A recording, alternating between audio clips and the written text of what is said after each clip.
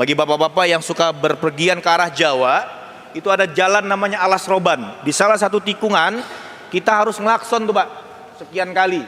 Menurut pendapat para pengendara, kalau kita nggak ngelakson, kita nanti mobilnya rusak, mogok, bannya kempes dan lain-lain. Ada suges-suges seperti itu. Maka cara ngelawannya gimana? Jangan ikutan ngelakson. Buktikan kalau kita nggak ngelakson, kita baik-baik aja. Ya, seperti itu. Mungkin anggapan orang Quraisy dulu nih, kalau Ka'bah dipegang didekati para budak nih, Ka'bah akan meledak, akan hancur ya. Mungkin saya tidak tahu akidah mereka seperti apa, tapi mereka memperlakukan budak seperti itu, diinjek-injek di sama Bilal bin Rabah, menunjukkan Ka'bah itu biasa, benda biasa, nggak ada masalah diinjek-injek, bukan suatu yang harus dihormati lalu tidak apa-apa, diinjek naik ke atas Ka'bah dan azan. Dan sekarang pun tim cleaning service di Makkatul Mukarramah kalau membersihkan Ka'bah mereka naik ke atas.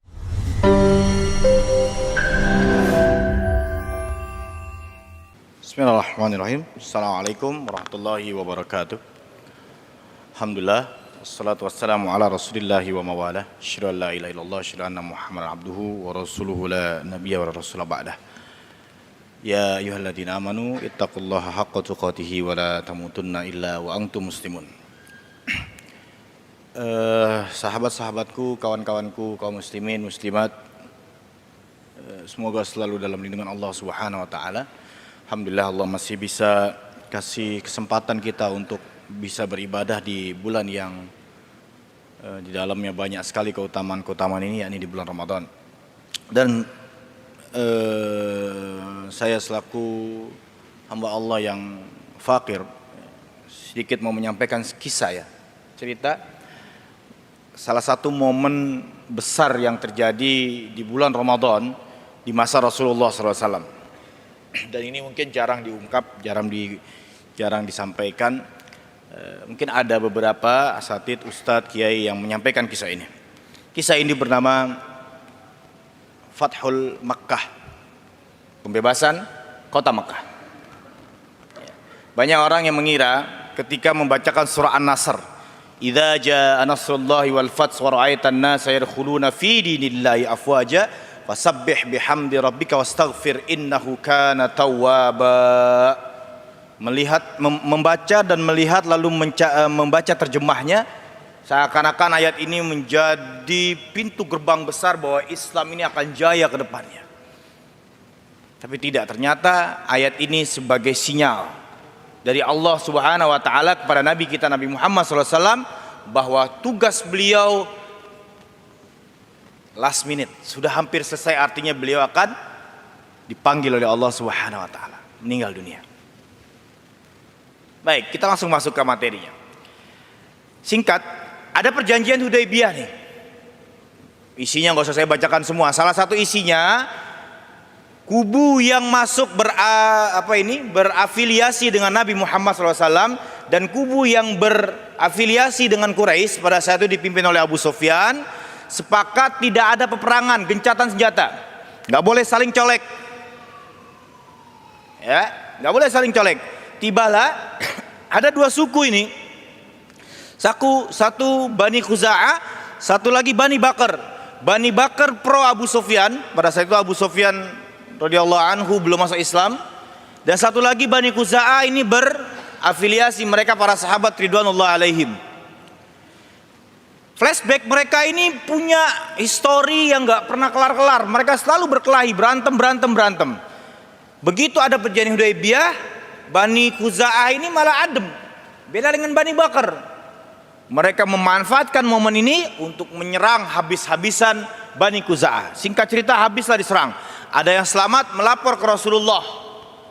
Maka detik itu jugalah perjanjian Hudaybiyah batal. Dan ini fikih, ya, fikih. Kita sering membahas fikih salat, fikih tawaf, fikih wudu, fikih haid, fikih puasa dan lain sebagainya.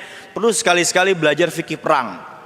Fikih di medan perang itu bagaimana? Salah satunya adalah apabila ada perjanjian dengan musuh, kalau musuh itu melanggar perjanjiannya, maka otomatis perjanjian itu batal. Jika musuh melanggar, maka perjanjiannya batal. Maka Rasulullah SAW itu juga perintahkan kita berangkat ke Mekah, kita serang habis-habisan Mekah. Ya. Ketika Rasulullah sedang mempersiapkan keberangkatan para sahabat, para pejuang-pejuang Islam untuk membebaskan kota Mekah, datang Abu Sufyan ke Madinah. Menemui Rasulullah, gagal, nggak ada solusi. Abu Bakar, Umar, Ali, gagal. Semuanya nggak dapat solusi, dicuekin bahkan.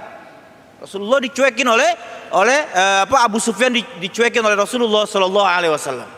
Udah, berangkatlah mereka para sahabat ridwanullah alaihim menuju kota Mekah. Kalau boleh saya kasih analogi gampangnya begini. Ini Masjid Fathahillah misalkan Ka'bah. Ini Quraisy nih, Tanah Abang Blok B ini Quraisy. Rasulullah udah sampai di City Walk, perbatasan. Quraisy, Makkah udah kelihatan aroma-aromanya. Udah berada di City Walk. Tiba-tiba warga Quraisy yang pada saat itu ada, yang di dalamnya dipimpin oleh Abu Sufyan, melihat dari kejauhan itu kok ada api-api ya yang nyala.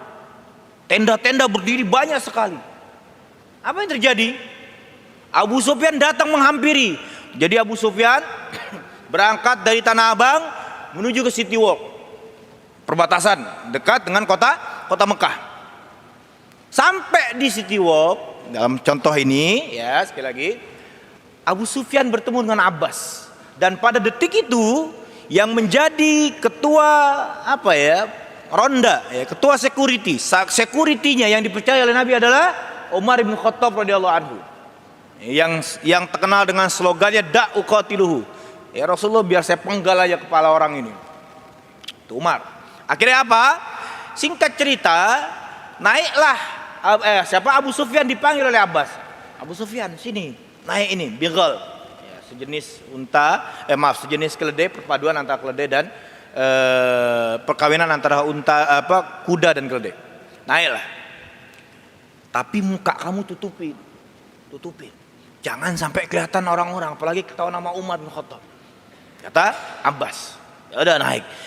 Tapi Umar melihat kejadian itu, Umar curiga, siapa ini orang ini? Kok mukanya ditutupin nih? Umar ikutin terus. Alhamdulillahnya Abu Sufyan sudah sampai di tendanya Nabi Sallallahu Alaihi Wasallam. Barulah di situ Abu Sufyan membuka pakaiannya, sorbannya. Umar baru ngelihat. Seandainya Umar ngelihat Abu Sufyan sebelum sampai tenda Nabi, habis itu Abu Sufyan pada saat itu. Dan di momen itulah, singkat saja saya percepat, di momen itulah akhirnya Abu Sufyan radhiyallahu anhu menyatakan dirinya masuk Islam. Maka pesan Nabi, sampaikan kamu balik Abu Sufyan ke Quraisy, sampaikan siapa yang masuk rumahnya mengunci, menutup pintunya, aman. Yang masuk Masjidil Haram aman, yang masuk rumah Abu Sufyan. Nah, ini fikih, menghormati orang itu boleh menyebut namanya. Apalagi dia tokoh, seperti misalkan di Blok B Tanah Abang ini ada satu orang yang ditokohkan kepada Bapak Fulan yang kami hormati, itu dibolehkan dalam Islam. Walaupun gak disebutin yang bapak-bapak yang lainnya, cukup satu atau dua orang saja. Ya, sebenarnya kalau Rasulullah pakai dua ultimatum saja, yang masuk rumah mengunci pintu, menutup jendela aman, yang masuk Masjidil Haram aman, udah selesai. Gak usah disebut lagi siapa saja yang masuk rumah Abu Sufyan aman. Tapi buat apa? Kan mereka bisa masuk rumah masing-masing. Tapi Rasulullah tetap menyebut nama Abu Sufyan radhiyallahu anhu. Dah, masuklah Nabi, dipisah menjadi 3 pasukan, kanan, kiri, tengah. Sa'ad bin Abi Waqqas, Khalid bin Walid, satu lagi Umar bin Khattab, pimpinan tertinggi oleh Nabi Muhammad SAW. Ya, saya nggak bahas, ada beberapa pertikaian, nggak masuk ke masalah yang perangnya. Sampailah Nabi di Tanah Abang, di Mekah, di Quraisy pada saat itu. Jalan kaki. Kalau tadi saya analogikan dari City Walk, ada yang pakai kuda, ada yang pakai unta. Masya Allah. Ya, wah dahsyat sekali. Nabi pertama kali yang Nabi saksikan, yang Nabi prioritaskan bukan ruko-ruko, rumah-rumah mereka yang dulu mereka bangun, mereka renovasi, lalu mereka tinggalkan ke Madinah, bukan. Kebun-kebun mereka ngelihat itu para sahabat. Dalam cerita cukupan ada yang mengatakan ini dulu rumah kami, ini dulu kebun kami, ini dulu mungkin aset-aset kami. Semuanya habis, dirampas, dimiliki oleh para orang-orang Quraisy. Maka Nabi menyaksikan 364 berhala, 363 tipe medium L, M, S. Yang kecil-kecil itu, sedang. Ada satu yang tipe XXL namanya Hubbal. Nah, Nabi pertama kali melakukan apa? Nabi perintahkan Bilal naik ke atas Ka'bah untuk azan. Nah, kenapa Bilal? Ini ternyata ada misi dakwah yang dahsyat di balik disuruhnya Bilal naik ke atas Ka'bah. Apa? Dulu Bapak, kita flashback jauh ya. Seandainya Masjid Fathahillah ini adalah Ka'bah, lalu pagar-pagar yang mengelilingi masjid yang penuh berkah ini adalah batasnya, maka para budak itu nggak boleh ngelewatin batas-batas pagar itu. Maka apalagi menyentuh Ka'bah, lebih nggak boleh lagi para budak. Jadi budak itu dihinakannya salah satunya apalah? Mereka tidak boleh menyentuh Ka'bah. Jadi ada semacam line, garis di mana mereka nggak boleh mendekati Ka'bah. Waktu pembebasan kota Mekah, Nabi perintahkan Bilal naik ke atas Ka'bah. Ka'bah diinjak-injak. Itu disaksikan itu oleh orang-orang Quraisy yang notabene mereka memegang teguh ajaran-ajaran nenek moyang mereka. Dijatuhkan langsung oleh Nabi dengan tindakan. Nah, ini pelajaran yang bisa kita ambil. Terkadang Bapak, Ibu, dan semua kaum muslimin, dakwah itu boleh langsung praktek untuk menepis semua kekeliruan dalam sebuah pemahaman. Misal contoh, dulu ya, saya tidak tahu sekarang masih atau tidak, bagi bapak-bapak yang suka berpergian ke arah Jawa, itu ada jalan namanya Alas Roban. Di salah satu tikungan kita harus ngelakson tuh Pak, sekian kali. Menurut pendapat para pengendara, kalau kita nggak ngelakson, kita nanti mobilnya rusak, mogok, bannya kempes dan lain-lain. Ada suges-suges seperti itu. Maka cara ngelawannya gimana? Jangan ikutan ngelakson. Buktikan kalau kita nggak ngelakson, kita baik-baik aja. Ya, seperti itu. Mungkin anggapan orang Quraisy dulu nih, kalau Ka'bah dipegang didekati para budak nih, Ka'bah akan meledak, akan hancur ya. Mungkin saya tidak tahu akidah mereka seperti apa. Tapi mereka memperlakukan budak seperti itu. Diinjek-injek sama Bilal bin Rabah. Menunjukkan Ka'bah itu biasa, benda biasa, nggak ada masalah diinjek-injek. Bukan suatu yang harus dihormati lalu tidak apa-apa, diinjek naik ke atas Ka'bah dan azan. Dan sekarang pun tim cleaning service di Makkahul Mukarramah kalau membersihkan Ka'bah mereka naik ke atas. Nggak ada masalah. Sudah dihancurkanlah semua patung-patung itu. Nabi sambil mengucapkan waqul ja'al haqqu wa dhahaqal batil innal batila kana zahuqa. Dipukul patungnya itu perlu pecah lalu lantah. Disisakan satu patung yang besar namanya Hubal. Lagi-lagi Nabi memberikan dakwah langsung dengan praktek. Hubal dalam pemahaman akidah Quraisy, tentu kafir Quraisy, itu berhala besar, tinggi, bahkan dalam riwayat itu Nabi sampai naik ke atas punggung unta. Lalu Nabi naik sampai berdiri di atas punggung unta, saking besar dan tingginya itu Hubal. Nah, dalam kepercayaan Quraisy, akidah Quraisy, bahwa siapa saja yang melihat mata Hubal, mata langsung face to face begini, mereka akan buta sekejap mata. Mereka akan buta sekejap mata. Buta. Bayangkan itu kepercayaan mereka terhadap benda mati yang mereka buat sendiri, yang bahan yang mereka olah sendiri, yang mereka bentuk sendiri. Mereka meyakini asnam, berhala-berhala mereka itu adalah sesuatu yang bisa mendatangkan manfaat dan menimbulkan keburukan. Na'udzubillah, summa na'udzubillah, subhanallahi amma yusyrikun. Bapak dan ibu-ibu yang dirahmati Allah, akhirnya Nabi naik ke atas unta sambil disaksikan semua warga Quraisy yang notabene mereka dulu memusuhi, menghina, mencaci maki Nabi, benci sekali itu dengan ajaran la ilaha illallah.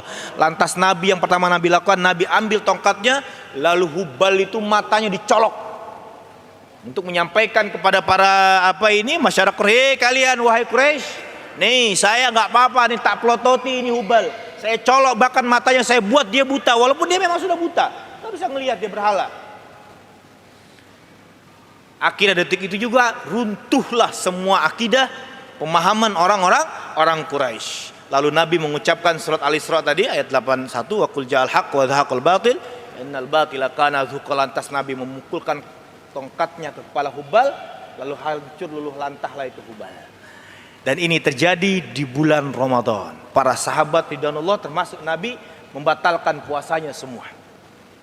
Membatalkan puasanya. Dan bulan yang penuh berkah ini Nabi justru membersihkan kota yang suci dari hal-hal kesyirikan.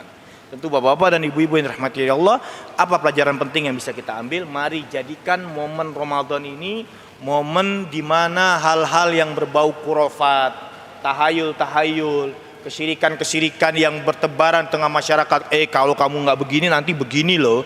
Kalau kamu nanti melakukan ini nanti kamu kena ini loh. Nah, hal-hal seperti ini yang notabene tidak ilmiah, tidak ada dasarnya, kita buang jauh-jauh ini. Apalagi di bulan yang suci ini, di bulan Ramadan yang ini, sebagaimana Nabi membumi hanguskan, meluluh lantahkan berhala-berhala yang najis itu, lalu dibersihkan di bulan Ramadan.